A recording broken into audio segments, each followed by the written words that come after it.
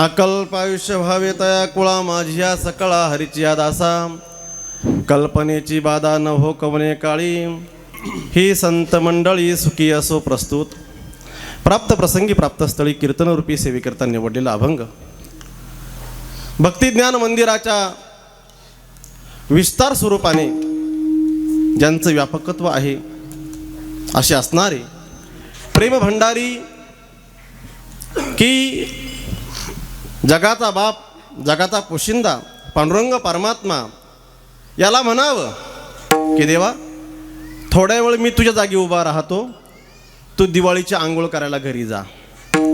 कोण? नामदेवराय.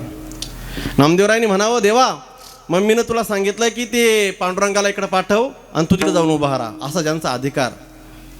पदर डोक्याचा काढीला बाळ नंदाचा पुशीला दिवाळी पाडव्याला पांडुरंगाला घरी बोलवावं, त्याला स्नान घालावं, त्याला उठणं लावावं, त्याला स्नान घालावं, त्याला नवे कपडे घालावे. कुणी?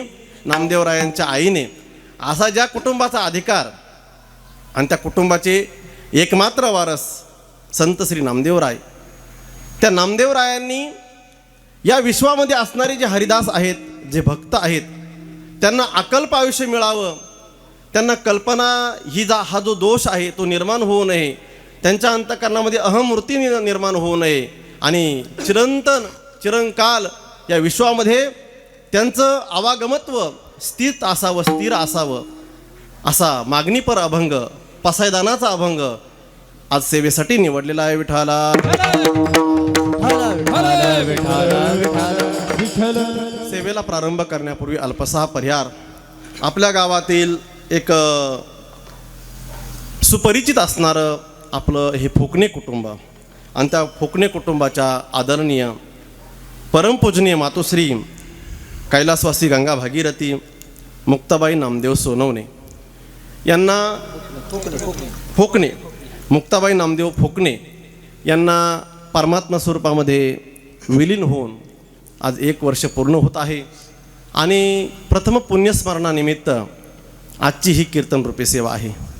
ही सेवा ज्या माध्यमातून ज्या निमित्ताने माझ्याकडे आली, आपल्या परिसराचं वैभव आणि आपल्या परिसराला लागलेले एक अलौकिक व्यक्तिमत्व असे असणारे आमचे आदरणीय पूजनीय आणि प्रातस्मरणीय असणारे आमचे आदरणीय, ज्यांना मी आजपासून नवीन नाव देतो, निष्काम कर्मयोगी.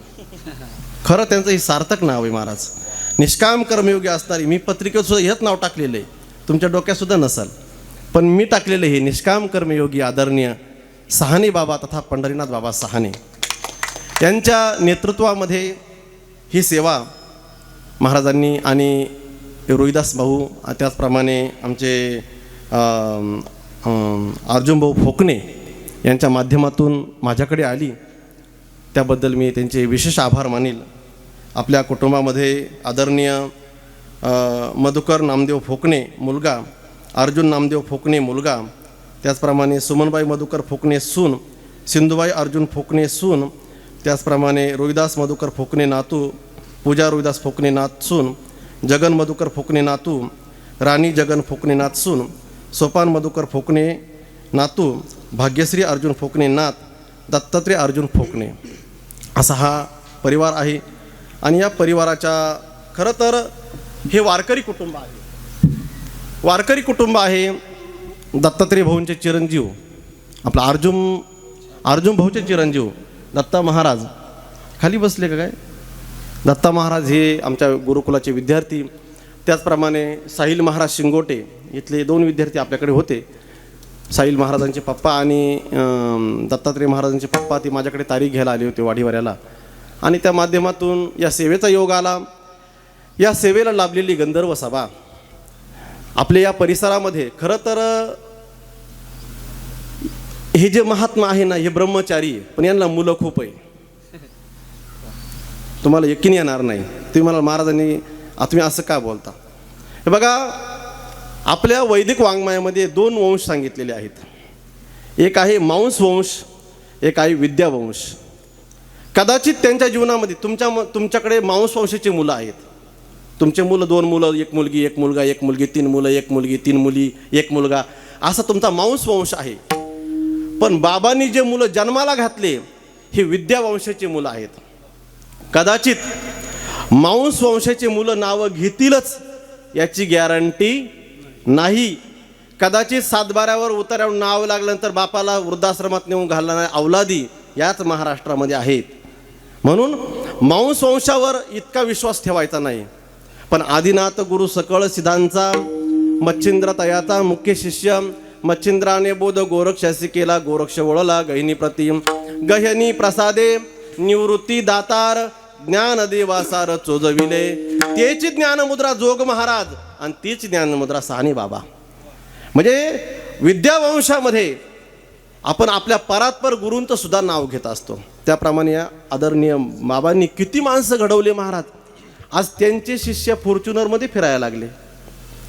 हे किती कौतुक आहे, बघण्यासारखं कौतुक आहे. आणि पुत्राचा विजये पिता संतोषत जाय. पुत्राचा विजय झाला, बापाला दुःख होत नाही. मुलानं गाडी फोर व्हीलर गाडी आणली ना, बापाला दुःख नाही होत महाराज. त्याच्या अंतकरणात डबल द्विगुणित आनंद होत असतो. त्याप्रमाणे आदरणीय भूषण महाराज, विकास महाराज, ज्ञानेश्वर महाराज, विठ्ठल महाराज असतील, हे सर्व जे विद्यार्थी आहेत बाबांच्या डोळ्यात देखत तयार झाले. बाबांनी स्वतः हाताला धरून आळंदीला नेलेले त्यांना आणि सर्वांना घडवलं. त्यामध्ये महत्त्वाचा जो वाटा आहे सोपान महाराज सहाने महाराजांना पुढं पाठवलं आणि बाबांनी सर्व परिसरातली ही रत्न हातानं तिथं नेऊन घातले. काही कमी जास्त असलं पालकांना बोलले आणि त्याचा परिणाम आज एक एक रत्न महाराष्ट्रामध्ये हात धरू देत नाही. याचं एकमेव कारण जर काय असेल तर हे व्यक्तिमत्व आहे. आणि बरं यांना सुधारण्यासाठी, यांना मोठं करण्यासाठी यांनी रक्ताच्या नात्यांचा सुद्धा विचार केला नाही. तुम्हाला मी एकच घटना सांगतो. मी कीर्तनाकडे येतो पण मला ते सांगणं फार गरजेचं आहे. 2011ला मी आळंदीवरनं आलो. बाबा साकोरच्या चौफुलीवर बसलेले होते आणि गेलो. मला कोणी तुमचं माहीत झालं की तुम्ही सहाने बाबांना भेटा, त्यांचं नाव या परिसरामध्ये. आणि आलो त्यावेळेस महाराजां ते छोटे छोटे होते. गेलो, महाराजांचं दर्शन घेतलं. ते म्हटले मला समजलं, पुढं बोला काय करायचं ते काय बोलले, मला सगळं समजलं, पुढं काय बोलायचं, तारीख फायनल करा. अजून मी काहीच बोललेलो नाही. मी एकही शब्द मुखातून काढलेला नाही. विठ्ठल महाराज, ही सत्य घटना सांगतो तुम्हाला. मी फक्त बसलो. ते म्हटले मला सगळं समजलं, पुढं बोला काय करायचं ते. त्यानंतर त्यांनी 15 दिवसामध्ये अन्नदाते जमा करून दिले, 30 अन्नदाते. मला काय बोलायचं आहे, त्यांनी रक्ताचे नातेसुद्धा ही रत्न घडवताना बघितलेलं नाही. मला घेऊन त्याला गेले आवळीला. त्यांचा सक्का मेव नाही तिथं. तुमच्या ध्यानात नसली घटना पण माझ्या ध्यानात आहे. आणि तिथं गेल्यानंतर त्या मेवण्याला सांगितलं, म्हटले महाराजांचं शिबिर आहे आणि याला तुम्हाला पंगत द्यावी लागेल, मला बाकीचं माहिती नाही. आता यांनी शब्द टाकल्यावर मेवण्यानं गुपचूप पंगत दिली. खरं तर महाराज लोक बाहेरून माल गोळा करून आपल्या घरात आणणारे असं महाराजांची ख्याती. पण आपल्या घरातल्यांना सुद्धा न सोडता वारकरी संप्रदायाची सेवा आणि वारकरी संप्रदायाची रत्न घडवण्याचं काम हे महात्मा करतायत. फार मोठं कार्य महाराज. अजून खूप सांगण्यासारख्या घटना आहेत पण आपली वेळ थोडी आहे. पण आदरणीय महाराजांनी जे कार्य या परिसरामध्ये उभं केलं आहे, भागवतकार, रामायणकार, पखवाजवादक, गायक, गुणीजन, आज एक सप्त्यामध्ये हे गुणीजन उभे राहिल्यानंतर सप्त्याला भरतं येतं. इतकी थोर आकाश एवढी मंडळी या महात्म्यांनी उभी केली. विठाला विठाला त्यांच्या नेतृत्वामध्ये हा कार्यक्रम आहे म्हणून कौतुक करण्यासारखा आहे. दुसरा महत्त्वाचा मुद्दा आदरणीय भूषणजी बाबा. गोड असं व्यक्तिमत्व आहे. गोड मृदंग महाराजांचा, गोड सुंदर पखवाज आहे. समीप गुरुकुल आहे महाराजांच्या सानिध्यामध्येच. त्याचप्रमाणे आदरणीय कोकण रत्न गोरख महाराज सदभोर, त्यानंतर आदरणीय शेळके महाराज. तुम्हाला मी छोटं बघितलं होतं, आता मोठे झाले, त्यांना उंच गेले तुम्ही. शेळके महाराज आदरणीय आमचे विद्यार्थीच आहे. आदरणीय सुदेशजी महाराज, सुंदर कीर्तनकार, मृदंगवादक, गायक. तुमचं काय महाराज नाव? सुनील महाराज. इथलेच का तुम्ही? महाराज भूमिपुत्र आहेत सुनील महाराज. त्याचप्रमाणे माझे आदरणीय गुरुबंधू आणि बंधू माझे आदरणीय विठ्ठलजी महाराज भरवीरकर, आदरणीय कैलासजी महाराज, महाराजांचं नाव बन्सी महाराज, मनोहरजी महाराज, शिवाजी महाराज, कुंदे महाराज, लक्ष्मण महाराज, जगन महाराज, अशोकजी महाराज, रोंगटे महाराज, अजून रोंगटे महाराज आणि विनेकरी वादक. गोड असं सर्व वृंद, टाळकरी वृंद आहे. आता हे नावं मी का घेतले, कारण एकही गावातलं नाही. हे सर्व बाहेरून कैलास महाराजांनी बोलवलेलं आहे. आणि म्हणून त्यानिमित्ताने त्यांचे नाव घेतले पाहिजे. गोड अशी साऊंड सिस्टम आहे आमची लव्हीची, आणि त्याच्यावर ड्रायव्हर बसले आमचे रामभाऊ. का तुमचीच आहे? मग मिसगाईड झालं आमचं. ते म्हटले साऊंड सिस्टम होते तिकडे, तुम्ही असल्यावर काय टेन्शन नाही. आदरणीय आमचे रामभाऊ महाराज धोंगडे, गोड अशी साऊंड सिस्टम आहे त्यांची. आणि माझ्याबरोबर आलेले आमचे आदरणीय रोहनदादा धोंगडे, मराठी कीर्तन भक्तिनाद, ते दोन्ही एकच आहे ना, भक्तिनाद यूट्यूब चॅनल. खरं तर तुम्ही या चॅनलला लाईक करा, शेअर करा आणि सबस्क्राईब करा.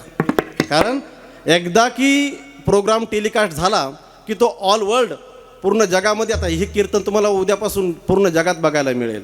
म्हणून भक्तिनाथचे आमचे रोहनदादा धोंगडे आणि आपण सर्वजण मातोश्री आणि पितावर्ग सर्वांच्या चरणावर नतमस्तक होऊन विठाला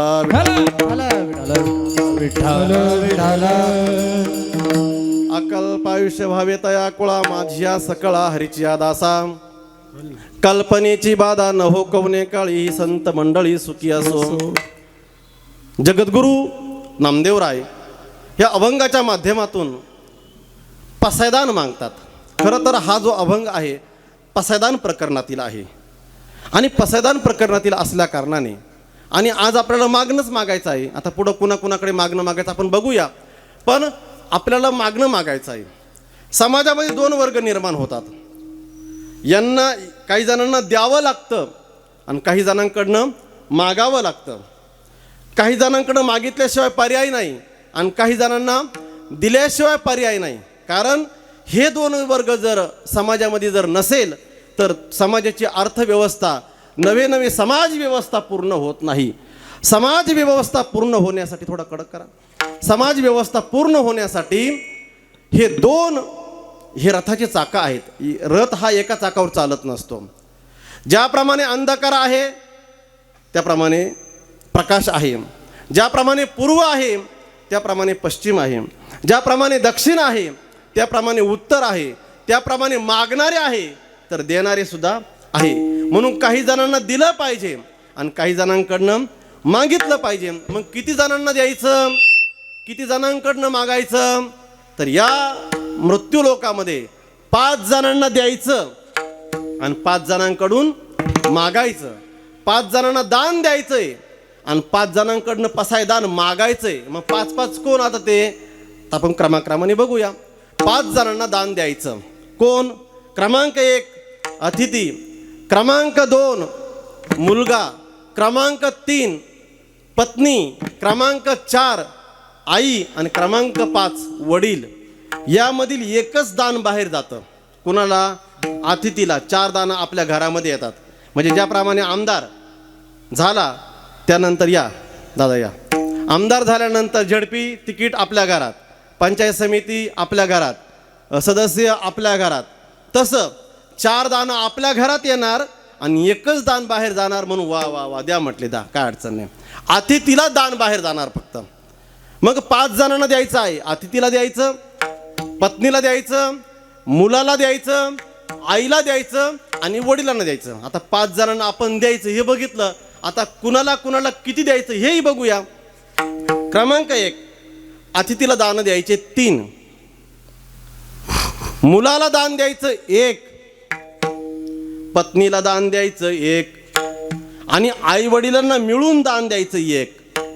अतिथीला दान द्यायचे 3, मुलाला दान द्यायचं 1, पत्नीला दान द्यायचं 1 आणि आई वडिलांना दान मिळून द्यायचं 1. अतिथीला दान द्यायचे 3. कोणते कोणते? क्रमांक 1 अतिथीला पहिलं दान द्यायचं अन्नदान, दुसरं दान द्यायचं द्रव्यदान आणि तिसरं दान द्यायचं सन्मानाचं दान. विठ्ठल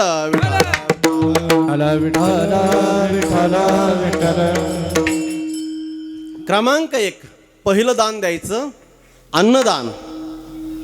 आपला हा भारत देश जो आहे, या देशामध्ये एक अलौकिक अशी ही परंपरा चालत आलेली आहे. कोणती? दानाची. त्याही मध्ये अन्नदान हे सर्वात श्रेष्ठ दान सांगितलेलं आहे. कारण मृत्यूलोकामध्ये जो कोणी या मृत्यूलोकामध्ये अन्नदान करतो, गरुड पुराणामध्ये वर्णन आलेलं आहे की त्याला परलोकामध्ये सुद्धा उपवास घडत नाही. म्हणून आपण बघा, आता हा जो श्राद्धाचा कार्यक्रम आहे, येथे 3 दानं आहेत, 3. क्रमांक 1 पिंडदान, क्रमांक 2 ज्ञानदान, क्रमांक 3 अन्नदान. क्रमांक 1 पिंडदान, जे सकाळी त्यांनी केलं ते पिंडदान केलं. माझे झाले गया वर्जन, फिटले पितरांचे ऋण. क्रमांक 1 पिंडदान केलं. क्रमांक 2 ज्ञानदान. मला सांगा, वर्षश्राद्ध, दशक्रिया विधी यामध्ये ज्ञानदान का करायचं? गुरुदेव मामासाहेबांनी एक गोड अशी प्रथा घालून दिली महाराष्ट्राला. ज्ञानदान का करायचं? त्याचं कारण असं आहे की वैदिक विधी करत असताना काही मंत्र चुकला, काही श्लोक चुकले, विधी करत असताना, तर्पण आदी विधी करत असताना काही चूक झाली, तर ती चूक भरून निघण्यासाठी माझ्या ज्ञानोबारायांनी हरिपाठामध्ये गोड असा मार्मिक सल्ला दिला. रामकृष्ण नाम सर्व हरण जडजीवा तारण हरी जडजीवा तारण हरी. रामकृष्ण नाम सर्व दोष हरण जडजीवा तारण हरी जडजीवा तारण हरी.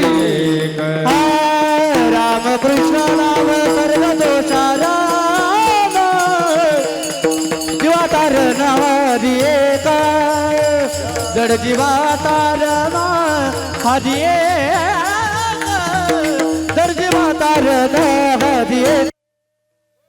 रामकृष्ण नाम सर्व दोष हरण जडजीवा तारण हरी एक जडजीवा तारण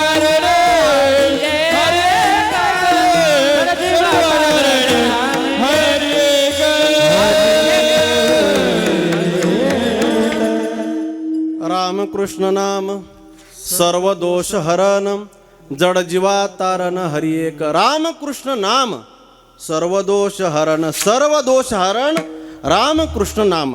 सर्व दोषांचं हरण करण्याची क्षमता कशामध्ये असेल तर ती रामकृष्ण नामामध्ये आहे.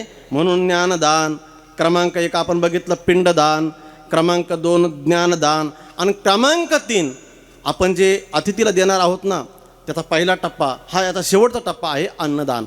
आपलं कीर्तन संपलं की सर्व भोजनाची व्यवस्था केलेली आहे. का? इथं भोजन दिल्यानंतर या सर्व जीवांच्या माध्यमातून तो जो अतृप्त आत्मा आहे त्याला भोजन मिळावं या माध्यमातून इथे भोजन ठेवलेलं आहे, म्हणजे अन्नदान ठेवलेलं आहे. म्हणून अतिथीला अन्नदान दिलं पाहिजे. बघा, अतिथीला जर अन्नदान दिलं नाही, जगामध्ये 3 लोक सुखी होत नाही. कोण कोण? जो कोणाला अन्नदान देत नाही तो सुखी होत नाही, जो आईवडिलांची सेवा करत नाही तो सुखी होत नाही, आणि जो आपल्या भावबांधांना त्रास देतो. इथं नाही बरं का कोणी, इथं सगळे चांगले, मला घरी जायचं आहे अजून, इथले नाही, तिकडं MP मधले. जो आपल्या भावबंधांना त्रास देतो तो सुखी होत नाही, जो अन्नदान करत नाही तो सुखी होत नाही, आणि जो आईवडिलांची सेवा करत नाही तो सुद्धा सुखी होत नाही महाराज. तो काही काळ फक्त सुख दिसेल, पण ज्यांनी ज्यांनी आईवडिलांना त्रास दिला त्यांचं पुढं तुम्ही जीवन बघा कसं आहे. आईवडील साक्षात विठ्ठल रुक्माई आहेत. त्यांना त्रास देणं म्हणजे पांडुरंगाला त्रास देणं, आपल्या आईला त्रास देणं म्हणजे रखुमाईला त्रास देणं. म्हणून आईवडिलांचा आशीर्वाद, एक वेळेस तुम्ही पांडुरंगाकडे जाऊ नका, एक वेळेस तुम्ही त्र्यंबकेश्वरला जाऊ नका, एक वेळेस तुम्ही घरातल्या देवांची पूजा करू नका, पण ज्या माता पितेने आपल्याला जन्म दिलाय त्या आईवडिलांची पूजा करा. सकळ तीर्थांची धुरे काहीच कमी पडत नाही महाराज. म्हणून अन्नदान, अतिथीला अन्नदान केलं पाहिजे. म्हणून मी काय सांगत होतो की जो आईवडिलांना सांभाळत नाही तो सुखी होत नाही. जो आपल्या भाऊबंधांना टाळून राहतो, भाऊबंधांना सहकार्य करत नाही, भाऊबंधांना त्रास देतो, भाऊबंधांची पाईपलाईन सुरू झाली की याने ग्रामपंचायतला अर्ज द्यायचा, लाईट जायला लागली याने ग्रामपंचायतला अर्ज द्यायचा, ऊस निघायला लागला का यानं वावरात पाणी सोडायचं, ट्रॅक्टर बाहेर निघू नये म्हणून. कारण वावर भिजवलं म्हणजे ट्रॅक्टर बाहेर निघत नाही ना, मी इथलं सांगत नाही बरं का, मला घरी जायचं पण सांगतो मला. वावरामध्ये पाणी सोडलं की ट्रॅक्टर बाहेर निघत नाही. काय काय लोक असतात महाराज, त्यांना आपल्या भाऊबंधांचं बरं झालेलं बघवत नाही. एक जण दवाखान्यात गेला, डॉक्टर फार पोट दुखतंय म्हटले, चेक करा. ते म्हटलं काय झालं? पाय खालीवर झाला? म्हटले नाही. काल चुकीचं काय खाल्लं? म्हटले नाही. जड उचललं? म्हटलं नाही. मग काय पोटामध्ये किडनीचा त्रास? म्हटले नाही. अल्सरचा? म्हटले नाही. मग पोट का दुखतंय? म्हटले भाऊबंधांनी थार आणली काल. नुसती थार ना आणली, थार रॉक्स आणली, त्यामुळे इकडे पोटात गोळे उठायला लागले. आता त्यांनी थार रॉक्स आणल्यावर यांच्या पोटात गोळे उठायला लागले. याला औषध नाही, याला एकच औषध, पाठीमागं जाणे आणि मोठा दगड बांधणे. कुठं? दारणामध्ये. याला एकच औषध आहे, त्याला दुसरं औषध नाही. जो भाऊबंधांना त्रास देतो तो सुखी होत नाही. भला किसी का करना भला किसी का कर न सके, बुरा किसी का मत करना. नाही चांगलं करता आलं तर किमान वाईट तरी करू नका, आहे की नाही? किमान वाईट करू नका. आणि म्हणून आई वडिलांची सेवा करत नाही तो सुखी होत नाही. भाऊबंधांना त्रास देतो तो सुखी होत नाही. आणि आलेला अतिथी त्याला दान देत नाही, त्याला अन्नदान देत नाही, तो सुखी होत नाही. म्हणून क्रमांक 1, अतिथीला अन्नदान दिलं पाहिजे. तशी देणारे 5 जण आहे बरं का भूषण बाबा, देणारे 5 आहे जगामध्ये, आणि ते सर्व स नावानं आहे. स स स स स. तुमच्या डोक्यामध्ये घुसलंय सस, सस नाही बरं का. 5 जण स देणारे आहेत. कोण कोण? संत देतात, सत्संग देतो, सरिता देते, सूर्य देतो बरं का, आणि सागर देतो. संत देतात. संत महात्मे जगात देण्यासाठी चालले आहे. आम्ही वैकुंठवासी आलो याची कारणासी, येथे उपकारासाठी, येथे उपकारासाठी,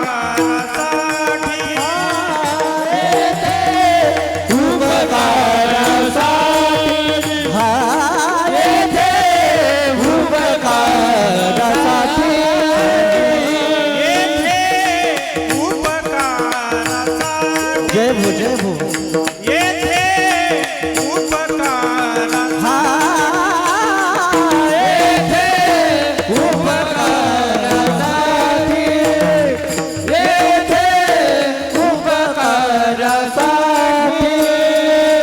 आले घराच्या वैकुंठी, आले घराच्या वैकुंठी, येथे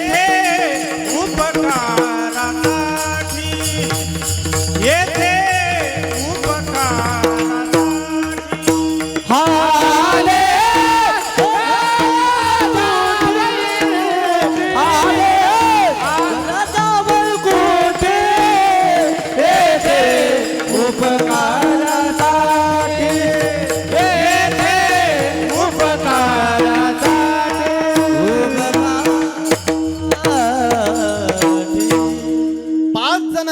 पाच जण देणारे आहेत या मृत्यू लोकामध्ये. संत देतात. आम्ही वैकुंठवासी आलो याची कारणासी, बोलिले जे ऋषी साच भावे वार्ता. या संत देतात, सत्संग देतो. जीवाचं कल्याण करण्याचं एकमेव मात्र साधन जर काय असेल तर संत संग आहे. म्हणून संतांचे संगती मनोमार्ग गती, अकळावा श्रीपती येणे पंथे, म्हणजे सत्संगाच्या पंथे. सत्संग देतो. क्रमांक 3, सागर देतो. सागर. सागर काय देतो? सागराचं दुसरं नाव आहे रत्नाकर. म्हणजे समुद्रामधून आपल्याला रत्न मिळतात, माणिक मिळतात, मोती मिळतात. 14 रत्न जे मिळाले ते सागरातून मिळाले. लक्ष्मी, धन्वंतरी हे जे आहेत रत्न हे सागरातून मिळालेले आहेत. म्हणून सागर देतो. सरिता देते. सरिता. सरिता म्हणजे नदी. नदी देते. एक जण म्हटलं का हो नदी काय देते? त्याचा मित्र म्हटला मासे नाही का देत. तुला दुसरा अर्थ सापडला नाही का? फक्त मासे सापडले का फक्त? सरिता अजून काय देते ना? पाणी देते. का गायीची तृषा हारू, व्याघ्रा ते विष होऊ निमारू, हे नेणे का करू तोय दैसे. नदी अजून बाकी भरपूर आपल्याला मदत होते ना. तर बघ आपलं धरण झालं इथं. दोन्ही बाजूला समाज सुजलाम सुफलाम झाला. याचं कारण नदीच्या किनाऱ्यावर बांध घातलेला आहे. म्हणजे नदी अनेक बाजूने देण्याचा प्रयत्न करते. आणि सूर्य देतो. पावसाळ्यामध्ये जर मका केली तर एकराला 25 क्विंटल निघते. आणि तीच मका जर उन्हाळ्यात केली आणि त्यावर सूर्यप्रकाश पडला तर एकराला 40 क्विंटल निघते. हा कशाचा परिणाम आहे? सूर्यप्रकाशाचा. म्हणजे सूर्य देतो. 5 जण देणारे आहेत. कोण आहेत? 5 जण. त्याप्रमाणे आपण अतिथीला दान द्यावं. कोणतं दान द्यावं? अन्नदान द्यावं. अन्नदान का द्यावं? कारण भविष्यकाळामध्ये आपल्याला पुढे तृप्ती व्हावी म्हणून अन्नदान करावं. आणि आपल्या वैदिक वाङ्मयाचा, आपल्या वैदिक परंपरेचा नियम आहे, अतिथी देवो भव, आचार्य देवो भव, मातृदेवो भव, पितृदेवो भव, अतिथी देवो भव. अतिथी हा देव आहे. आणि आपलं वैदिक वाङ्मय सांगतं, विमुख गेली या अतिथी नेई सुकृताची संपत्ती. मग आपल्या जगद्गुरु तुकोबारायांच्या, आपला दत्तात्रेय प्रभूंच्या जीवनामध्ये तो प्रसंग आपल्याला सर्वांना माहीत आहे की तिन्ही देव ज्यावेळेस दुपारी 12 वाजता अनुसया मातेच्या अंगणामध्ये उभे राहिले, अनुसया मातेने तिघांना आश्रमात बोलवलं, बाळं बनवलं आणि तिघांनाही दुग्धप्राशन करवलं. कारण हे जर अतिथी विमुख गेले तर माझं सर्व पुण्य घेऊन जातील. म्हणून अतिथीला अन्नदान द्यावं. क्रमांक 1. क्रमांक 2, अतिथीला द्रव्यदान द्यावं. द्रव्यदान म्हणजे पैसा दान द्यावं. आपल्या महाराष्ट्रामध्ये वारकरी संप्रदायामध्ये जर महाराज आले तर त्यांना दक्षिण देण्याची परंपरा नाही. खरं तर निघाली पाहिजे, म्हणजे पाकिटांचा गोंधळ होणार नाही. 1000-500 जर टेकवले तर कशाला कोण रडल. पण ते महाराष्ट्रामध्ये पाकिटांची सवय लागली. कीर्तन करा मग पाकिट, गायन करा मग पाकिट, प्रवचन करा मग पाकिट.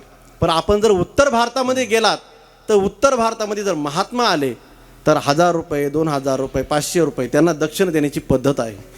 ते कार्यक्रम करो न करो आपल्या घराला संतांचे पाय लागले, आपल्या घरी संत महात्मे आले, बाबांना दे जा बरं का महाराज. जर कोणी तुमच्या घरात जर कधी बाबा जर कोणाच्या घरी गेले, मी त्यांनी मला सांगितलं नाही पण मी आवर्जून सांगतो. हे का सांगतो मी तुम्हाला? आम्ही आमच्या गुरुवाऱ्यांचं आमच्या डोळ्यानं बघितलं आहे बरं का. आमच्या गुरुवारीने कधी कुणाकडं मागितलं नाही. नंतर मुलांना वर्गणी काढून बाबांना दवाखान्यात न्यावं लागलं, गुले बाबांना, मोठे बाबांना. महाराज त्यांची मागण्याची सवय नाही. पण आपलं काम आहे की आपण गृहस्थी आहोत आणि गृहस्थ धर्मामध्ये किमानपैकी 500, किमानपैकी 200. बाबा तुम्ही आलेत ना, हे 200 रुपये राहू द्या गोळ्या औषधांना, हे 500 रुपये राहू द्या. हां, दिले पाहिजे. कारण का? जगाच्या कल्याणा संतांच्या विभूती देह कष्टविती परोप. त्यांनी जर ठरवलं तर आता फॉर्च्युनर घेतील, नाही ठरवलं तर हायवे टच जमीन आहे त्यांची. ते का काहीच नुसते अशी चाटीमाटी महात्मा नाही, VIP महात्मा आहे ते. पण सर्व घरदार सोडलं महाराज आणि मुलांच्या लेकरांच्या कल्याणासाठी ते गावोगावी फिरताय. सप्ते सुरू झाले पाहिजे, भजन शिकले पाहिजे, कीर्तन शिकले पाहिजे, ही त्यांची उदात्त हेतूची भावना आहे. आणि म्हणून साधूला दिलं पाहिजे, दक्षिणा दिली पाहिजे. त्यामध्ये देण्यामध्ये पुन्हा ज्ञानोबारायांनी 3 भाग पाडले. 3 भाग पाडले. एक आहे सात्विक दान, एक आहे राजस दान, एक आहे तामस दान. सात्विक दानाने दान केलं पाहिजे. त्याचा मराठी अर्थ तुकोबारायांनी सांगितला. जोडोनी आधानी काय केलं माहिती का? BJP, शिवसेना आणि राष्ट्रवादी एकत्र केली. मी BJPतून आलो, हे शिवसेनेतून आले आणि हे राष्ट्रवादीचा झेंडा घेऊन फिरले. काय अडचण नाही. 3 चाली एकत्र, त्रिवेणी संगम. उदास विचारे वेच करी उत्तमची गती. 3 दान सांगितलेलं आहे. द्रव्यदान देत असताना कोणत्या अर्थाने दान द्यायचं? सात्विक भावनेतून दान केलं पाहिजे, सात्विक भावनेतून. म्हणून दान देत असताना त्याचं उत्पन्न हे सात्विक असलं पाहिजे.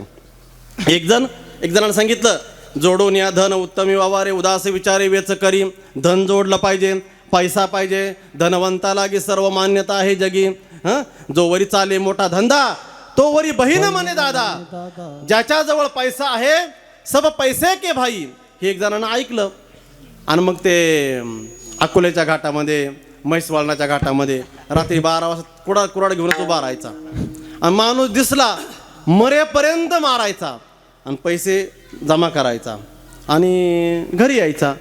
मग त्याला विचारलं, म्हटलं का रे बाबा, तुला धन जोडायला सांगितलं, कष्टाने धन जोडायला सांगितलं. म्हटलं मग मी कष्टच करतो ना, घाम पडेपर्यंत लोक मार खातात माझा. इतकं मी कष्ट करतो. म्हणजे इतरांना मारत असताना माझ्या अंगातून घाम निघतो इतका मी मारतो. हे कष्ट आहे का? हे कष्ट आहे? हे कष्ट नाही. मग ही लुटमार झाली.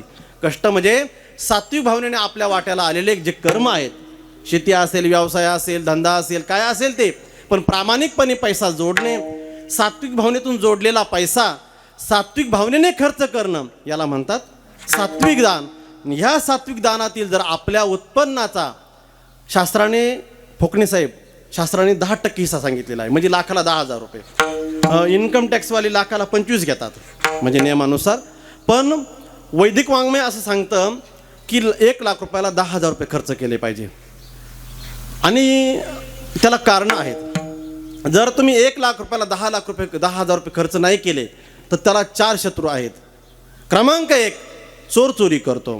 क्रमांक 2 राजा टॅक्स लावतो. क्रमांक 3 अग्नी जाळते. आणि क्रमांक 4 डॉक्टर लुबाडतात. याला 4 कारणं आहेत. जर तुम्ही तुमच्या वाट्याला आलेला धन, पैसा हा जर तुम्ही धर्म कार्यामध्ये जर खर्च केला नाही, एक तर त्याला चोर चोरी करतात, त्याला डॉक्टरला द्यावं लागतं, अग्नी जाळतो किंवा राजा टॅक्सच्या माध्यमातून कापतो. आणि म्हणून आपल्या वाट्याला आलेले जे धन आहे हे धन आपण सात्विक रूपाने खर्च केलं पाहिजे. मग आता माझी एक विनंती आहे तुम्हाला, धन जोडत असताना आपण 1 लाख रुपये जोडले, 10,000 रुपये नका देऊ. कारण आपण गरीब आहोत, सर्वजण शेतकरी आहोत. अगोदरच आसमानी संकट कोसळलेलं आहे. 6 महिने झाले पाऊस चालू आहे. 6 महिने, 5 मेला पाऊस झालेला सुरू, आजही पाऊस चालू आहे. म्हणून आपल्याला इतकं देणं शक्य नाही. पण माझी तुम्हाला हात जोडून विनंती आहे की गावामध्ये सप्ताह असतो ना, आपल्या गावात सप्ताह बाबांच्या नेतृत्वामध्ये आहे. आपल्या गावात सप्ताह असतो. त्या सप्ताहामध्ये तुम्ही 1,000ची वर्गणी द्या. किती? फोकणे साहेब, 1,000ची वर्गणी द्या. गावाने 500 रुपये काढले ना, कमिटीने मिटिंग घेतली, म्हटलं बघा यावर्षी प्रति उंबऱ्यावर 500 रुपये दक्षिणा ठेवलेली आहे आणि 5 पायल्या तांदूळ ठेवलेले आहे. हक्काने. आणि एक कमिटीला तुमच्या घरी बोलावू नका. मग मंदिरापुढे एकच टेबल ठेवायचा. सर्व गावाला सांगायचं आम्ही तुमच्या दारात येणार नाही. तुम्हाला जर गरज असेल तर तुम्ही मंदिरासमोर या आणि तुमचे 1,000 रुपये दक्षिणा आणि 5 पायल्या तांदूळ इथं ठेवून जा म्हणून. का जायचं आपण इतरांच्या दारामध्ये? का गावामध्ये कमिटीने फिरायचं? संपूर्ण गावाचं काम आहे की आपण दक्षिणा जमा करून गावातील आपला अभिमानाने असणारा जो संस्काराचा जो कार्यक्रम आहे सप्ताहाचा, तो आपण आवर्जून केला पाहिजे. 1,000 रुपये दिले पाहिजे प्रत्येकानं. काही जण 100 रुपये पावती फाडतात. गावातले बहादर साने बाबा, बरोबर, जेवायला सर्व गाव आपलं, जेवायला सर्व कुटुंब हप्ताभर हात धुवून घेतात 100 रुपयात. आणि काला झाला, साने बाबा हिशोबाची वही काढा. पावती फाडलेली 100 रुपये. जेवायला नवरा बायको 2 मुलं सून सगळे जेवण करायला आणि पुन्हा हिशोबाची पावती पाहायला. 100 रुपयात असं नाही चालत. मग आपण आग्रहाने ती पावती फाडली पाहिजे, पावती दिली पाहिजे, दिलं पाहिजे आपण दान. हे 1 लाखामधून 1,000 रुपये द्या. प्रेमानं द्या, आवडीनं द्या. अन्नदान केलं पाहिजे, द्रव्यदान दिलं पाहिजे, दक्षिणा दिली पाहिजे. म्हणून द्रव्यदान देत असताना क्रमांक 1 जोडून या. धन उत्तम व्यवहारे सात्विक दान आहे. राजसदान आहे. राजसदान कोणतं? आपल्या महाराष्ट्रामध्ये एक थोर माता झाली अहिल्याबाई होळकर. या माऊलीने असंख्य विहिरी निर्माण केल्या, असंख्य धर्मशाळा बांधल्या, असंख्य घाट बांधले. घाट, विहिरी, धर्मशाळा हे राजसदान आहे. आणि त्यांचं सात्विक दान त्यांनी भगवान शिवाचे मंदिरं बांधले, भगवान शिवजींचे मंदिरं या माऊलींनी बांधलेले आहे. हे राजसदान आहे. आणि तामसदान, जत्रा आली का कमिटी निघाली, विठ्ठल बाबा कुठं? नारायणगावला. यंदा कोणती पार्टी आणायची? ते म्हटले बजेट पा, 1,00,000 रुपये का 2 लाख रुपये. मंगला बनसोडे का रघुवीर खेडकर, कांताबाई आणायची का अजून कोणती आणायची? ते म्हटले बजेट होय बरं का, बघा बजेट बघा पहिला. तसा बजेट असेल तशी तारीख द्या, कारण आपल्या गावाला झेपलं पाहिजे. म्हणजे दक्षिणा वर्गणी द्यायला गाव आणि तारखा ठरवायला ये. बरं असो, काय अडचण नाही. त्यांना बोलवतात, रात्रभर ते नाचतात. त्यांना जे दान आहे ते तामस दान आहे. त्यांना दिलं जाते ते तामसदान. विहिरी घाट बांधणं हे राजसदान. आणि संत महात्म्यांना, ऋषीमुनींना, भक्तांना दान देणं हे सात्विक दान. म्हणून पहिलं करावं अन्नदान, दुसरं द्यावं द्रव्यदान, आणि तिसरं द्यावं सन्मानाचं दान. सन्मान दिला पाहिजे अतिथीला. आता शहरांमध्ये सन्मान हा विषय राहिला नाही. घरामध्ये घुसणं हेच मुश्किल आहे, कारण घरावर पाटी असते बाहेर गेटवर, डॉग इज डेंजरस, कुत्र्यापासून सावधान. आमच्या घरामध्ये डेंजर कुत्रा आहे, कुत्र्यापासून सावधान. ते बाहेरच्या मते नेमकं कुत्रच खराब आहे का दुसरं कोणी खराब आहे अजून, असं आहे की नाही. मध्ये अतिथी येण्याची शक्यता कमी, कारण का कुत्रे घरामध्ये बांधलेले, तेही शिल्लक ठेवले नाही सध्या बिबट्यांनी. बिबट्यांनी तेही शिल्लक ठेवले नाही. असो, सात्विक दान, राजस दान आणि तामस दान, 3 दानं द्यायचे अतिथीला. आपण पहिला टप्पा बघितला, अतिथीला दान द्यायचं. किती दान द्यायचं? 3 दानं द्यायची, सात्विक, राजस, तामस. क्रमांक 1 अन्नदान, क्रमांक 2 द्रव्यदान, क्रमांक 3 सन्मानाचं दान. सन्मान द्यायचा.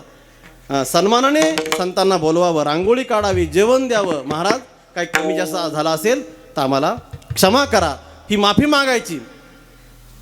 जर अतिथी खुश झाला तर आशीर्वाद देऊन जातो महाराज, काही कमी ठेवत नाही. क्रमांक 1. क्रमांक 2 मुलाला दान द्यायचं. कुणाला? मुलाला. आपण 5 जण देणाऱ्यांचं बघू राहिलोय. क्रमांक 2 मुलाला दान द्यायचं. मुलाला काय दान द्यायचं? ते म्हटले आपल्या सर्व नावावरली जमीन त्याला द्यायची. नावावरली जमीन त्याला देऊ नका. तुम्ही गेलात की मृत्यूच्या दाखल्यावरून त्याचं नाव लागणारच आहे, त्याची नोंद होणारच आहे. तुम्ही गेलात की तुम्ही जे नॉमिनी लावलंय ना, ती सर्व रक्कम जी आहे तिच्या नावाने ट्रान्सफर होणारच आहे. त्याला पैसे देऊ नका, त्याला जमीन देऊ नका. मग त्याच्या जीवनामध्ये तुम्ही काय द्या? त्याच्या जीवनामध्ये तुम्ही संस्काराचं दान द्या. काय द्या? संस्कार द्या, संस्कार. आज मोठी वानवा आहे महाराज. आज लोकांकडे पैसा आहे, लोकांकडं नावलौकिक आहे, पण मुलांवर संस्कार नाही महाराज. संस्कार नाही मुलांवर. जर महाराजांसारखे जर इथे या परिसरात जर माणसं नसते तर एक एकर शिल्लक राहिली नसती. का? सांगणारे कुणीतरी पाठीमाग आहे, बाळा थोडासा संयमानं राहा, थोडा शांत राहा, संयमानं जीवन जग, निर्व्यसनी जीवन जग, ही सांगणारे कुणीतरी पाठीमाग आहे. संस्कार दिले पाहिजे, आपण संस्कार दिले पाहिजे. काही काहींच्या घरामध्ये संस्कार नाही महाराज. 100 एकर जमीन घेऊन ठेवलेली बापांनी कष्ट करून, होलसेल भावाने विक्रेते, प्रतिवर्षी 5 एकर. गाडीच्या खाली उतरतच नाही तो. मित्रच घरी घ्यायला येतात. घरातून उचलला का डायरेक्ट हॉटेलवर, हॉटेलवरून उचलला की डायरेक्ट घरी. शुद्धीतच नसतो माणूस. मी इथलं बोलत नाही, एक लक्षात घ्या. पण सध्या ही सत्य परिस्थिती आहे, आम्ही आमच्या डोळ्यानं बघतोय. 100 एकरचे जमिनीचे मालक 20 एकरवर आले. 10 वर्षामध्ये होलसेल भावानं 10 एकर जमीन. असा बापाचा जीव तळतळ तुटतो. फाटक्या वाहना घातल्या, फाटके कपडे घातले, रात्रंदिवस मेहनत केली, आणि माझ्या पूर्वजांची जमीन मी लावून धरली होती, पण मुलानं 10 वर्षामध्ये जमीन ठेवली नाही. अशी तळतळ, असा अंतकरण जळतंय महाराज वडिलांचं. याचं कारण का? संस्कार दिले नाही. जमीन कमावली, पैसा कमावला, पण मुलाच्या जीवनामध्ये संस्कार नाही कमवले. संस्कार कमवा. मुलं अशी जन्माला घाला. छत्रपती शिवराय राज्याभिषेक झाला, आणि राज्याभिषेक झाल्यानंतर महाराज गेले दिग्विजयाला दक्षिण भारतामध्ये. कर्नाटकमध्ये एंट्री केली. गोवळकोंड्याचा कुतुबशहा याला बातमी कळाली की छत्रपती शिवराय हे कर्नाटकमध्ये येत आहेत. सरदार पाठवला महाराज, पहिल्यांदा आमच्या नगराला पाय लावा. आणि महाराजांनी आमंत्रण स्वीकारलं आणि द्वारापर्यंत गेले, त्या नगरीच्या वेशेपर्यंत. आणि गेल्यानंतर कुतुबशहा आणि छत्रपती शिवराय गप्पा मारत चालले. त्यांनी बघितले सर्व सरदार सोबत, हत्ती नाही, घोडे नाही, पायदळ नाही, काही नाही, फक्त आपले सरदार. आणि मग महाराजांना विचारलं, म्हटलं महाराज आपण स्वराज्य निर्माण केलं, हिंदवी स्वराज्य निर्माण केलं आणि आपल्या सैन्यामध्ये हत्ती असू नये ही शोकांतिका आहे. महाराज म्हटले मला हत्तींची गरज नाही. महाराज काय म्हटले, मला हत्तींची गरज नाही, माझा एक एक मावळा हाच माझा हत्ती आहे. माझा प्रत्येक मावळा हा माझा हत्ती आहे. कुतुबशाह म्हटले तुमचा प्रत्येक मावळा जर तुमचा हत्ती आहे तर माझा हत्ती आणि तुमचा मावळा उद्या रणांगणात होऊन जाऊ द्या. ते म्हणजे काय अडचण नाही. आता महाराजांनी शब्द दिला, आता हे सत्यामध्ये उतरवायचं, करायचं काय. दुसऱ्या दिवशी रिंगण भरलं, सर्व उंचासनावर बसलेले, रिंगणामध्ये हत्ती येऊन उभा केलेला. आणि आता कोण उतरवायचं. महाराजांनी पाठीमागं पाहिलं, यसाजी कंकावर नजर गेली. आत्ताच उतरतो महाराज. कंकाजी यसाजी कंकाने शेला काढला, कमरेला बांधला, हातामध्ये समशेर ढाल घेतली, रणांगणात उडी टाकली. मी संस्कार सांगतोय. रणांगणामध्ये उडी टाकली आणि दोघा जणांचं युद्ध सुरू झालं.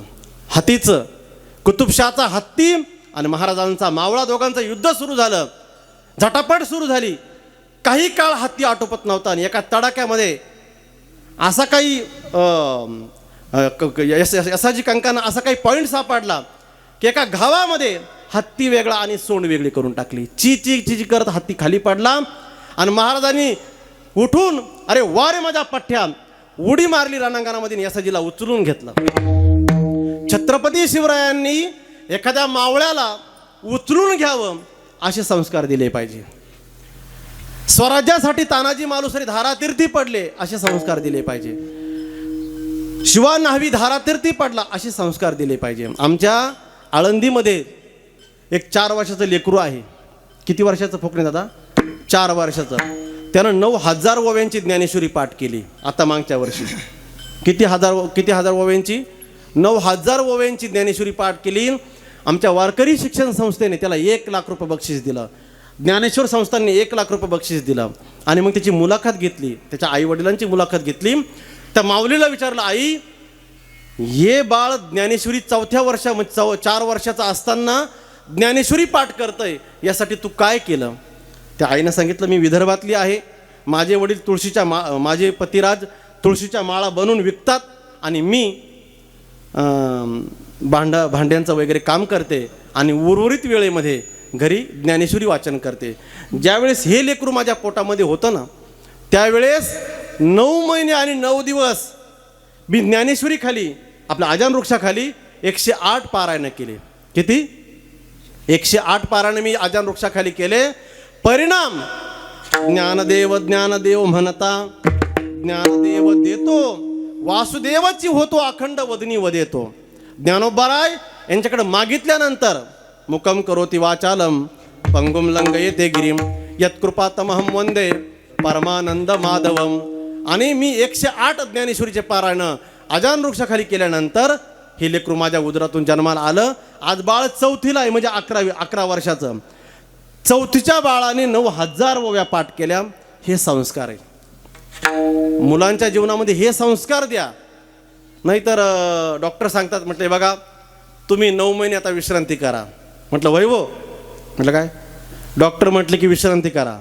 मग मी हे तर बसण्यापेक्षा जाऊ का माझ्या पप्पांच्या घरी? म्हटलं जा, पण मग मी तिथं गेल्यावर मला करमणार नाही. म्हटलं मग एक विवोचा किंवा ॲपलचा घेऊन द्या आणि दर महिन्याला रिचार्ज मारत राहा, 299चा 200-250चा. म्हटलं मग कशाला? मग मला मालिका बघायला.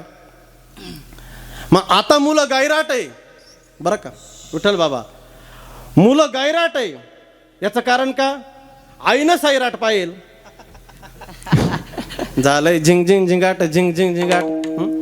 मुलं गायराट निघाले याचं कारण आईनं सैराट पाहिला.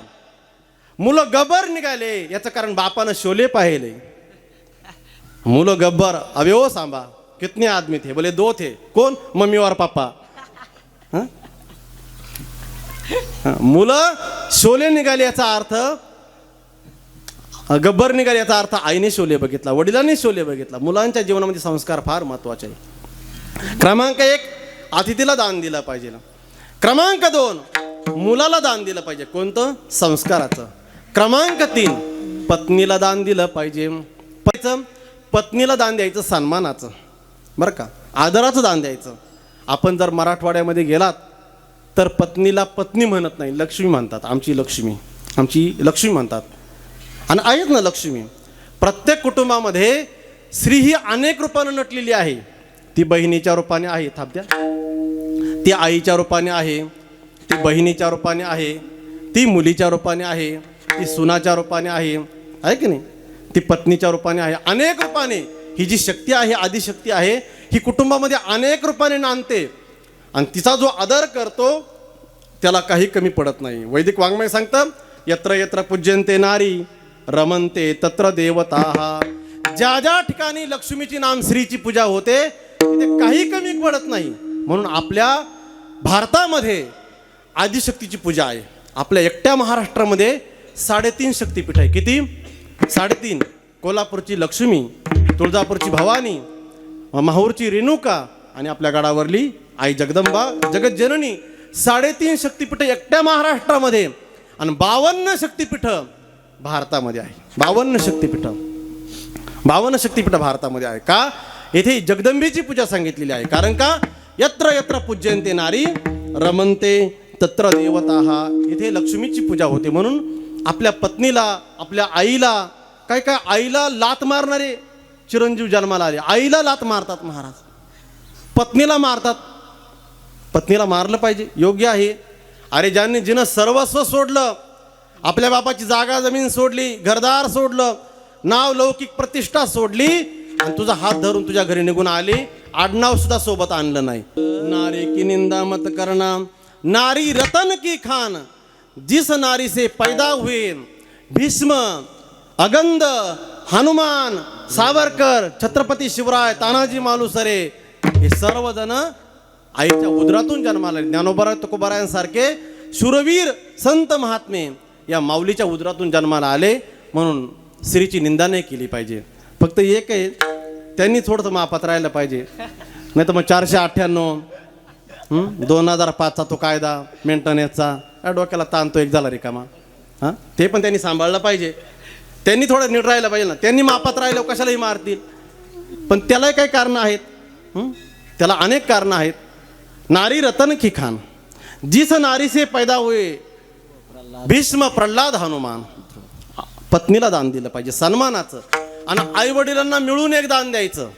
आई वडिलांना म्हटलं का हो महाराज, अतिथीला 3 दानं दिले, मुलाला 1 दान दिलं,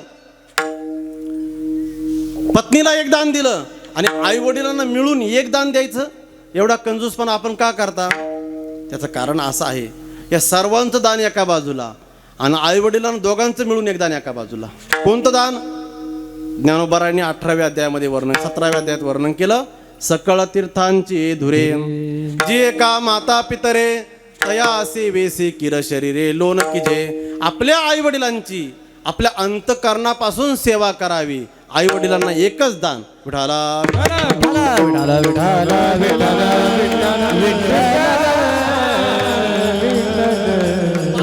दान द्यायचं. बरं का, 5 जणांना दान द्यायचं. आपण बघितलं, आता आपला वेळ संपला, पण काय अडचण नाही, आपण करू थोड्या वेळामध्ये. 5 जणांना दान द्यायचं. आता 5 जणांकडून दान मागायचं. 5 जणांकडून दान मागायचं. क्रमांक 1 आईकडून दान मागायचं. क्रमांक 2 वडिलांकडून दान मागायचं. क्रमांक 3 समाजाकडनं दान मागायचं. क्रमांक 4 देवाकडनं दान मागायचं. आणि क्रमांक 5 संतांकडनं दान मागायचं. काय दान मागायचं आपण आता बघूया पुढे. क्रमांक 1 आईकडनं दान मागायचं. आईकडनं काय दान मागायचं? मातुस्नेह. काय मागायचं? मातुस्नेह. आई ग, तुझा आशीर्वाद जन्मोजन्मांतर माझ्या डोक्यावर असाच राहू दे. बरं का, ज्याच्या डोक्यावर आईचा आशीर्वाद आहे ना महाराज फोकणे दादा, ज्याच्या डोक्यावर आईचा आशीर्वाद आहे त्याला जगापुढं हात पसरण्याची गरज पडत नाही. ज्यांच्या डोक्यावर आईचा आशीर्वाद आहे ना महाराज, त्यांना जगापुढे हात पसरण्याची गरज पडत नाही. आणि ज्यांच्यावर सासूचा आशीर्वाद आहे, घर में काय शेत में नाला, घर में साला और उसका कभी न हो भाला. भांजे साला घरात होता ना, कोण? शकुनी मामा. संपूर्ण कुटुंब उद्ध्वस्त केलं, 100 पैकी एकही ठेवला नाही. कारण का? साला घरात होता, घरात साला होता. मी इथलं बोलत नाही. घरामध्ये आपला भाऊ असावा, सल्ला घ्यायचा भावाचा. भागवतामध्ये वर्णन केलंय शालको बुद्धिदायक. हा कलियुगामध्ये लोक कोणाचा सल्ला घेतील? कोणाचा सल्ला घेतील कलियुगामध्ये? शालको बुद्धिदायक. हा ट्रॅक्टर घ्यायचा म्हटलं का हो सोयरे? म्हटलं काय कोणता ट्रॅक्टर घ्यायचा? आयशर घेऊ का स्वराज घेऊ, महिंद्रा घेऊ का सरपंच घेऊ? भाऊ जळाला का इकडं? तिकडं मेवण्याला विचारायला गेला. भाऊ तिकडं दारनाथ नदीत वाहून गेला का? तिकडं मेवण्याला विचारायला गेला. हां फ्लॅट घ्यायचा, मला सांगा फुकणी दादा, फ्लॅट घ्यायचा भगूरला, गोटीला, नाशिकला, कोणाला विचारलं पाहिजे? आईबाबाला विचारलं पाहिजे. ज्या आईबाबाने आपल्याला लहानचं मोठं केलं त्यांना विचारलं पाहिजे, दादा मला यायला जायला लांब पडतं, तर मला फ्लॅट घ्यायचा आहे, तर मी भगूरला घेऊ, लव्हितला घेऊ, नाशिकला घेऊ का गोटीला घेऊ, मला कुठं सोपं पडेल? हा मामाकडे गेला, मामा फ्लॅट घ्यायचा आहे. ते म्हटलं घ्या आमच्या शेजारी, म्हणजे पोरं भेटायला येत जाईल. असा जावाईन सासरा दोघं विमानात घातले पाहिजे आणि वरतीच काडी लावली पाहिजे. आणि म्हणून मातुस्नेह, पितृ आशीर्वाद, हा आईकडून प्रेम मागायचं, वडिलांकडून मागायचा आशीर्वाद. आपल्या वडिलांचा आशीर्वाद पाहिजे महाराज. एक लक्षात घ्या, आपल्या व्यवसायामध्ये 10 ठिकाणी अडचणी आल्या, फक्त एक अडचण आपल्या वडिलांना सांगा, त्यांनी उभं आयुष्य घालवले व्यवसायामध्ये, ते सांगतील बाळा 2 दिवस थांबून घे, आपल्याला थोडीशी अडचणी येऊ शकते या व्यवसायामध्ये, हा व्यवसाय आपल्याला अडचणीत आणू शकतो, थोडं थांब, आपण थोडा टायमिंग आला की बरोबर आपण मार्ग काढू याला. जर वडिलांचं ऐकलं त्या मुलाचे कोट्यवधी रुपये वाचतात, कोट्यवधी रुपये. आणि म्हणून आई वडिलांचं ऐकलं पाहिजे, आई वडिलांच्या सल्ल्याने चाललं पाहिजे. जगाच्या पाठीवर आपण मोठं झाल्यानंतर गावाला छाती ठुकून सांगणारे जगाच्या पाठीवर 2 दैवत आहे, आई आणि वडील, दुसरं कोणीच नाही महाराज. दुसरा कोणालाच एवढा आनंद होत नाही, फक्त आपल्या आई वडिलांना आनंद होतो. कारण का? त्यांना माहिती आहे आपलं लेकरू आहे. आपलं लेकरू फॉर्च्युनरमध्ये फिरलं तरी आनंद, थारमध्ये फिरलं तरी आनंद, विमानात फिरलं तरी आनंद. त्यांचं हृदय जितके व्यापक आहे, विशाल आहे, की ते आपल्या मुलाला मोठं होतानाही पाहतात, आणि अडचण आली ना तर जमीन विकतात परिणामी, पण लेकराला वाचवतात. म्हणून मातुस्नेह, कृपा, आशीर्वाद, हा पितरांचा आशीर्वाद पाहिजे. हातपाय बोटं मोडतात कोण? जर आई वडिलांचं ऐकलं नाही तर. म्हणून कल्याण इच्छिती तयानारा, आईकडून मातुस्नेह, पितृ आशीर्वाद, वडिलांकडून आशीर्वाद मागायचा, समाजाकडून कृपा मागायची महाराज. समाजाकडून काय मागायची? कृपा. जन्मेलात कृपा, हा समाजाकडून कृपा मागायची. समाजाची कृपा झाली पाहिजे. एक लक्षात घ्या, समाजाची कृपा झाल्याशिवाय, माझा अनुभव सांगतो, आदरणीय सहाने बाबा या परिसरामध्ये कुणाच्याही घरी जाऊ द्या, कुणाच्याही घरी, आणि त्यांनी कोणताही शब्द टाकू द्या, तो माणूस नाही बोलणार नाही लगेच. ते म्हणजे नंतर सांगतो म्हटले, ते हे मला जमणार नाही, हे बोलणार नाही. कारण का? गेली 24 वर्ष त्यांची तपश्चर्या आहे. हो सप्त्याला पंगत पाहिजे. ते म्हणते दादा बाबा आजच्या दिवस थांबा, मी मुलांचा विचार घेतो, मग उद्या सांगतो, पण लगेच बोलणार नाही. आदरणीय लवितकर बाबा, लवितकर बाबांनी शब्द टाकू द्या, समोरचा माणूस बोलणारच नाही लगेच. जन्मेलात कृपा, त्यांच्या कृपा आहे महाराज. आणि इतकं सामर्थ्य, शब्द टाकल्यानंतर नाही मानणार नाही ते, असं हे काही समाजाची कृपा आहे महाराज. समाजाच्या कृपेशिवाय सर्व सामाजिक उपक्रम करता येत नाही आपल्याला. आणि म्हणून समाजाची कृपा असावी लागते, समाजाची कृपा असावी लागते. 4था क्रमांक, देवाकडनं दान मागायचं, अभयाचं. अभय देव हरी जय जय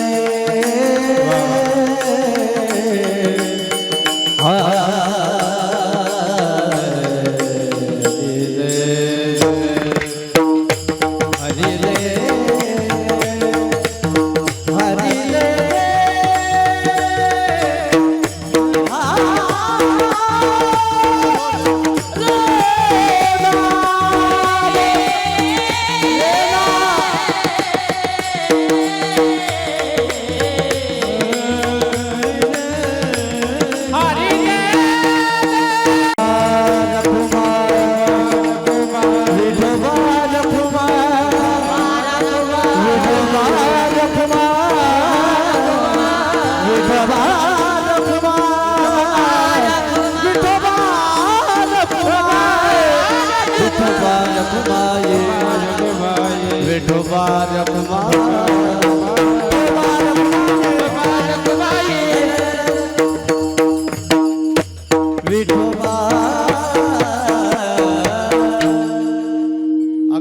आयुष्य भावे तया कुळा माझिया सकळा हरिचिया दासा. अकल्प आयुष्य व्हावे तया कुळा. आपण चौघा जणांना मागितलं. आईकडनं मागितलं प्रेम, वडिलांकडनं मागितलं कृपा, वडिलांकडनं मागितलं आशीर्वाद, समाजाकडनं मागितली कृपा, भगवंताकडनं मागितलं अभय आणि संतांकडनं मागत असताना 3 दानं मागायची. एक आपल्यासाठी, एक समाजासाठी, एक आपल्यासाठी आणि एक समाजातील असा एक जो घटक आहे बाबांसारखा त्यांच्यासाठी. काय त्यांच्यासाठी काय मागायचं बोलू आपण 2 मिनिटांमध्ये. आता एक 5 मिनिटात बोलू आपण. आपल्यासाठी मागायचं. कै मी उद्धार पावेना, कै कृपा करील नारायण, ऐसे सांगा तुम्ही संत जन, करा समाधान चित्त माझे, कै मी उद्धार पावेना. हे देवा, हे परमेश्वरा, हे पांडुरंगा, हे ज्ञानोबरा, हे तुकोबराया, कै मी उद्धार पावेन. कै एक खंड येईल कर्म, पारुषतील धर्माधर्म. माझा उद्धार होईल का? मला देव भेटेल का? मला भगवंताची प्राप्ती होईल का? हे आपण देवाकडं मागायचं बरं का, आपल्यासाठी. आणि समाजासाठी मागत असताना किंबहुना सर्व सुखी पूर्ण होनी मी त्रिलोकी. मी किंबहुना सर्व सुखी, किंबहुना मी सुखी, किंबहुना मी सुखी असं म्हटलं का? मी म्हटलं का? नाही. किंबहुना सर्व सुखी, संपूर्ण समाज हा सुखी झाला पाहिजे, हा त्याला आनंद मिळाला पाहिजे. ज्ञानोबरांनी हरिपाठामध्ये स्पष्ट वर्णनच केलंय. आता वेळ झालाय म्हणून बोलत नाही. अवघाची संसार सुखाचा करीन, आनंदे भरीन तिन्ही लोक. तिन्ही लोकांमध्ये आनंद व्याप्त व्हावा, संपूर्ण समाज हा आनंदित व्हावा, संपूर्ण समाजाला आनंद मिळावा, सुख मिळावं, ही संतांची अपेक्षा आहे. आणि त्यासाठी रात्रंदिवस संतांचे प्रयत्न आहे. संत आपल्यासाठी मागतात, कै मी उद्धार पावेन. संत समाजासाठी मागतात, किंबहुना सर्व सुखी अवघाचे संसार, अवघीची त्रैलोक्य, आनंदाची आता, अनेक प्रमाणांच्या माध्यमातून. आणि समाजातील असा एक जो घटक आहे की जो घटक रात्रंदिवस प्रत्येक क्षणाला, प्रत्येक मिनिटाला विश्वाचं कल्याण, विश्वाचं हित, समाजाचं हित व्हावं ही अपेक्षा करतो, असा असणारा जो एक विशिष्ट घटक आहे अकल्प आयुष्य व्हावे तया कुळा. असे जे संत महात्मे आहेत की जे रात्रंदिवस चंद्रमेजे आलांचन मार्तंड तापहीन, ते सर्वही सदा सज्जन सोयरे होतो. किंबहुना सर्व सुखी पूर्ण होऊन तिही लोकी, भजिजो आदिपुरुखी अखंडित. अशी जी पासदांची मागणी आहे, अकल्प आयुष्य व्हावे तया कुळा. एक कल्प नाही, अमर्याद, मर्यादित नाही, अमर्याद आयुष्य त्या संत महात्म्यांना मिळावं, त्या साधू सज्जनांना मिळावं. म्हणून अकल्प आयुष्य व्हावे तया कुळा. माझी या सकळ हरीच्या दासांना, सर्व हरिदासांना ते आयुष्य मिळावं. पहिला क्रमांक. बरं, हे आयुष्य मिळत असताना, त्यांना हरिदासांना मिळत असताना जर यदा कदाचित कल्पनेची बाधा निर्माण झाली,